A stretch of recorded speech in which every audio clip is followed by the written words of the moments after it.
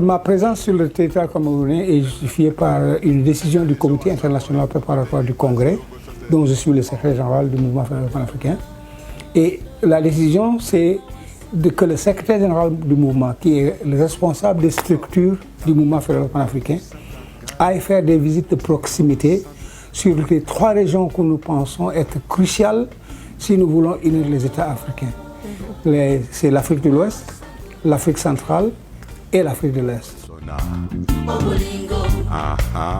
Le message que je veux transmettre, c'est qu'il est temps pour les Africains de venir ensemble, de s'unir politiquement pour faire de ce continent le continent le plus riche. Ce que nous voulons mettre fin, c'est le système néocolonial. C'est-à-dire qu'il y a eu la fin, entre guillemets, du colonialisme, mais le colonialisme, c'est une entreprise économique. Elle était justement renforcée par la présence militaire et une administration extérieure. Mais le développement de la conscience humaine a rendu impossible et intolérable cette forme de domination-là.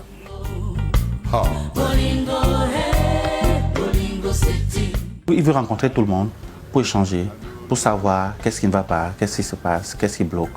Et ces articulations tournent autour de 3 thèmes. Il y a le panafricanisme au XXIe siècle et la Renaissance africaine.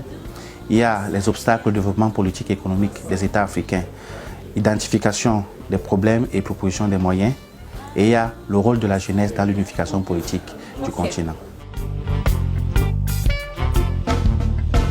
Que chacun à son niveau sache qu'il est appelé à être un champion, et un champion pour l'Afrique, non pas pour l'Afrique des individus et des égoïsmes, non pas pour l'Afrique des ostracismes, mais pour l'Afrique de la convivialité, des partages et de vivre ensemble.